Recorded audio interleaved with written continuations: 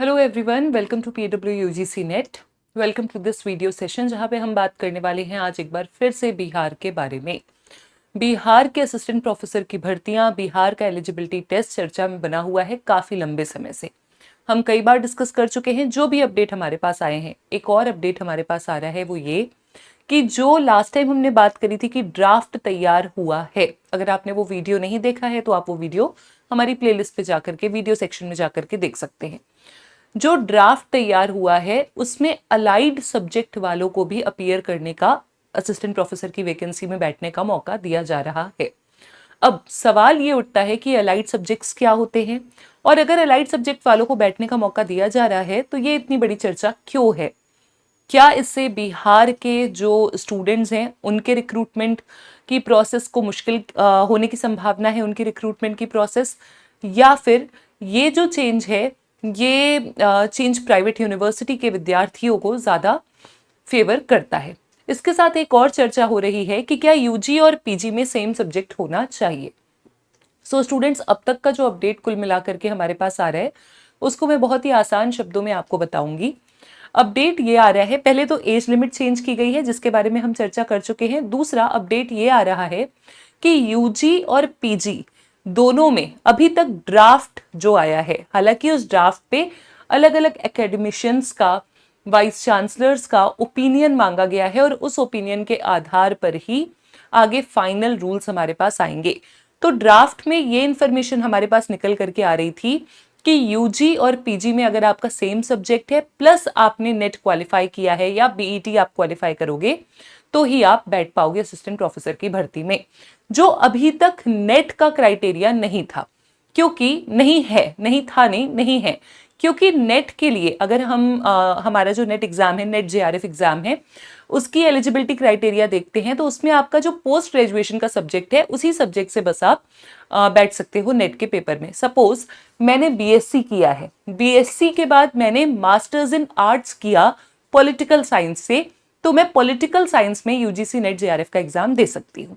अभी तक UGC net JRF की ये प्रक्रिया चल रही है, पर यहाँ पे बिहार एलिजिबिलिटी टेस्ट के लिए या फिर बिहार असिस्टेंट प्रोफेसर वैकेंसी के लिए कहा जा रहा है कि आपके यूजी और पीजी की सेम अगर एजुकेशन है, सेम सब्जेक्ट है, तो ही आप इस एग्जाम में बैठ पाओगे। एंड मेरे हिसाब से ये जो प्रावधान है इसे हटाना चाहिए, क्योंकि ऐसा प्रावधान अभी तक किसी राज्य में भी हमें देखने को नहीं मिल रहा है, और जो हमारा नेट एग्जाम है जो नेशनल लेवल का है वो भी ये प्रावधान फॉलो नहीं कर रहा है।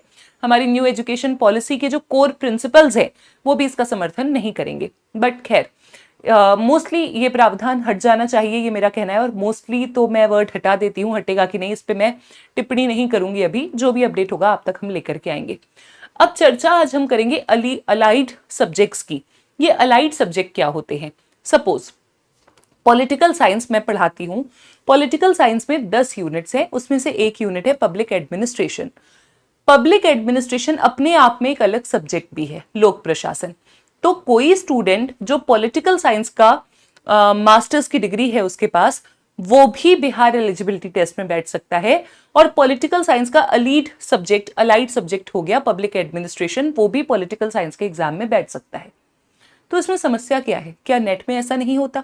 होता है, लेकिन समस्या ये है जो अलाइड सब्जेक्ट्स की लिस्ट निकल करके आ रही है वो बहुत ज्यादा डिस्पैरिटी वाली है। और ये जो अलाइड सब्जेक्ट्स हैं, ये अलाइड सब्जेक्ट्स बिहार के कॉलेजेस में ज्यादातर नहीं पढ़ाए जाते हैं। अगर पब्लिक एडमिनिस्ट्रेशन की पढ़ाई बिहार में नहीं हो रही है और पब्लिक एडमिनिस्ट्रेशन वाले को आप पॉलिटिकल साइंस में, ये मैं एग्जांपल दे रही हूं आपको, पब्लिक एडमिनिस्ट्रेशन वाले विद्यार्थी को आप पॉलिटिकल साइंस की रिक्रूटमेंट प्रक्रिया में बैठने का मौका दे रहे हो, इसका मतलब कि बिहार के बाहर का जो स्टूडेंट है जिसने पब्लिक एडमिनिस्ट्रेशन से मास्टर्स किया है, कहीं भी किसी से भी किसी भी यूनिवर्सिटी से, प्राइवेट से, पब्लिक से, या फिर आप कहोगे कि किसी और स्टेट के स्टूडेंट, क्योंकि बिहार में तो ये सब्जेक्ट नहीं पढ़ाया जा रहा, उनको प्रोत्साहन दिया जा रहा है कि वो इस एग्जाम में बैठेंगे। और होम साइंस, गृह विज्ञान, इस सब्जेक्ट में 42 अलाइड सब्जेक्ट सबसे ज्यादा निकल करके आए हैं। पॉलिटिकल साइंस में 8 अलाइड सब्जेक्ट सबसे ज्यादा निकल करके आए हैं। एक बार मैं आपको बताती हूं कि मेरी इस चर्चा का आधार क्या है। ये न्यूज़पेपर आर्टिकल है जहां पे लिखा है 200 से अधिक अलाइड सब्जेक्ट्स की नहीं होती पढ़ाई, पर इसमें पीजी करने वाले बनेंगे असिस्टेंट प्रोफेसर। तो कई बार क्या होता है, आपने पब्लिक एडमिनिस्ट्रेशन की पढ़ाई करी और आप पॉलिटिकल साइंस के असिस्टेंट प्रोफेसर बन गए, तो एक चिंता ये भी आ रही है कि आपने पॉलिटिकल साइंस विस्तार से नहीं पढ़ा है, पर आप वो पढ़ाओगे आगे रिक्रूटमेंट के बाद। खैर, प्रक्रिया जटिल है, तो अगर आप पढ़ा भी रहे हो तो इस प्रक्रिया को पास करके पढ़ा रहे हो, उसमें भी दो मत हो सकते हैं, दो आपके ओपिनियंस हो सकते हैं।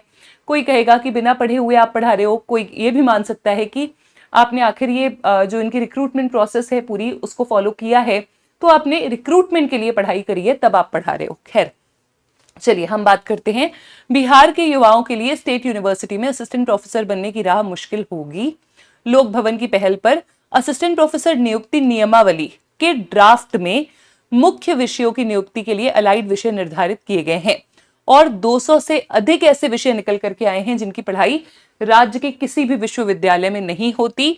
29 विषयों में 233 अलाइड सब्जेक्ट के अभ्यर्थी दावेदारी करेंगे। अभी 29 सब्जेक्ट्स में ये वैकेंसीज आने वाली हैं और 233 अलाइड सब्जेक्ट हैं इसमें। यहाँ पे एक लिस्ट भी दी गई है, आप देख सकते हो, जिस लिस्ट के माध्यम से अलग अलग सब्जेक्ट्स के कितने अलाइड सब्जेक्ट हैं आ रहे हैं। गृह विज्ञान 42, वनस्पति शास्त्र 19, गणित 6, जंतु विज्ञान 12, संगीत 10, पर्यावरण विज्ञान 14, अंग्रेजी 6, मैथिली 4, संस्कृत 4, हिंदी 4, इतिहास 8, प्राचीन इतिहास और पुरातत्व, संस्कृत एशियन अध्ययन में 10, एलएसडब्ल्यू में 5, भूगोल में 3, राजनीति विज्ञान में 8, अर्थशास्त्र 4, और आप यहाँ पे जो भी सब्जेक्ट्स हैं उनके अलाइड सब्जेक्ट देख सकते हो।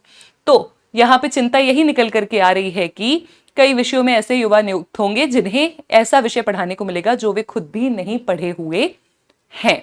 और एक और इंपॉर्टेंट इंफॉर्मेशन जो मैंने आपको बता चुकी हूं कि राज्य के पारंपरिक विश्वविद्यालयों में करीब 60 विषय ही स्नातक और पीजी कोर्स में पढ़ाए जाते हैं, लेकिन यहाँ पे जो लगभग 60 विषय पढ़ाए जाते हैं या 29 विषयों में वैकेंसी आ रही है, ये नंबर एक तरफ रखिए और 233 अलाइड सब्जेक्ट्स की बात करिए।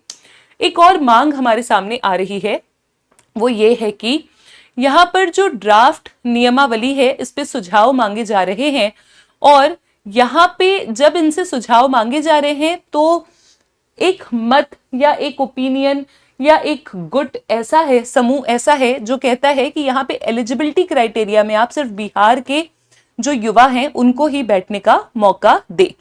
यहाँ पे डोमिसाइल नीति को लागू करने की भी मांग आ रही है कि राज्य में डोमिसाइल नीति लागू करने की मांग हो रही है ताकि राज्य के अधिक से अधिक योग्य युवाओं को जगह मिले।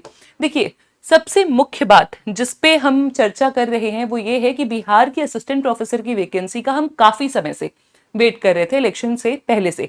बेट एग्जाम अभी तक बिहार में होता नहीं है, एलिजिबिलिटी टेस्ट पहली बार ही ये कंडक्ट कराएंगे। जब ये प्रोसेस को लेकर के आ रहे हैं कि हाँ हम बेट कंडक्ट कराएंगे, असिस्टेंट प्रोफेसर की वैकेंसीज इतनी सारी, लगभग अलग अलग आंकड़ों ने अलग अलग रिपोर्ट्स ने अलग अलग आंकड़े दिए। एक रिपोर्ट ने तो कहा 9000 तक पद खाली हैं। तो अगर इतने पद खाली हैं तो आप शिक्षा व्यवस्था को मजबूत करना चाहते हो, रोजगार के अवसर देना चाहते हो, तो यहाँ पे कुछ ऐसे कानून आने चाहिए। डेफिनेटली मेरा मत ये नहीं है कि एलीट सब्जेक्ट को हटाइए, बाहर के नागरिकों को ना आने दीजिए, डोमिसाइल वालों को ही रखिए, that is up to the government to decide. But यहाँ पे जो हमारा ड्राफ्ट है वो ऐसा होना चाहिए जो स्टूडेंट्स के फेवर में हो। एक प्रावधान की यूजी और पीजी में सेम सब्जेक्ट है, ये हटना चाहिए। आपका क्या ओपिनियन है? Do let me know in the comment box, और कोई भी अपडेट होगा तो आप तक हम जरूर लेकर के आएंगे। Thank you so much.